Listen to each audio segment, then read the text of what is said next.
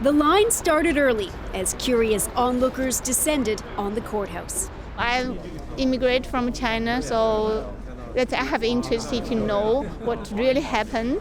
These Chinese tourists set aside sightseeing and rushed over to the court this morning. I think Huawei is our really important brand. I'm really proud of this Chinese brand, so I hope everything goes well. The attention not surprising given that the case involves the CFO of a telecommunications giant. Meng Wanzhou, who listened to the proceedings with the help of an interpreter, is accused of fraud by the U.S. government. It asserts that between 2009 and 2014, Huawei used a shell company called Skycom to break U.S. sanction laws around exports to Iran. It alleges the fraud conspiracy was perpetrated at Huawei's highest levels, with Meng personally making key misrepresentations to one of Huawei's banking partners. Her lawyer said Huawei sold Skycom in 2009, arguing the company and Meng complied with regulations. The accusations and the politics have put Canada in an awkward position.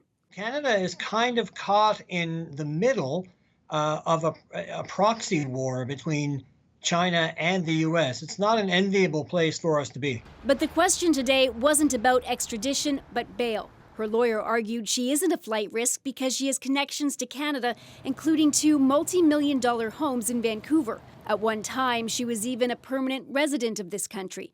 If released, she's willing to hire a private security and surveillance firm.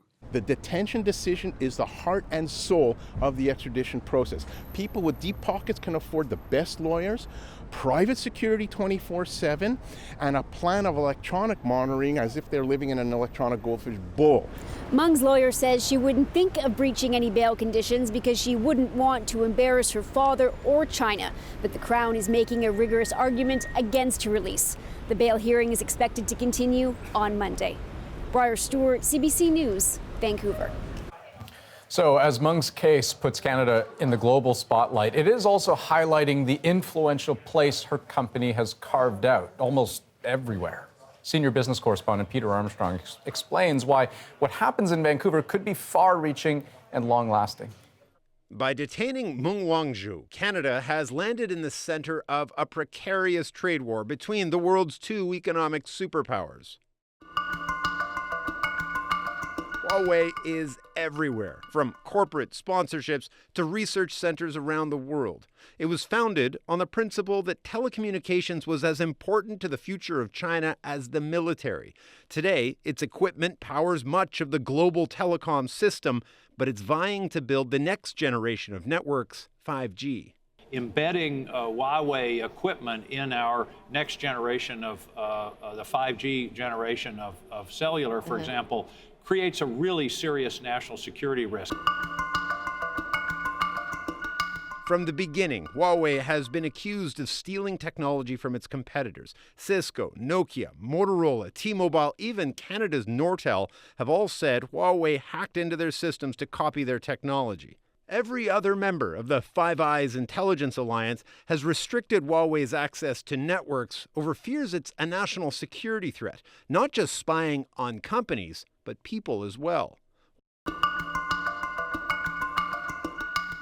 Huawei's intimate ties to China's political and military leadership only exacerbate those fears. China and the U.S. were already locked in an escalating trade war, which was already dragging down world markets. This arrest won't allay any of those concerns. This is something that could potentially, lead to wider miscalculations that eventually draw these sort of hegemonic powers into rivalry with one another at a deeper level.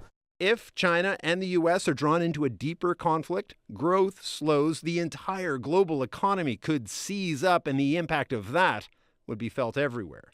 Peter Armstrong, CBC News, Toronto. Canada's PM was asked today how the case might be affecting Canadian-Chinese relations. He spoke to reporters in Montreal. Have a listen. We have a strong and constructive relationship with China. I spent the weekend engaging with President Xi. We will continue to work with China and look for ways to grow our economy and benefit our citizens.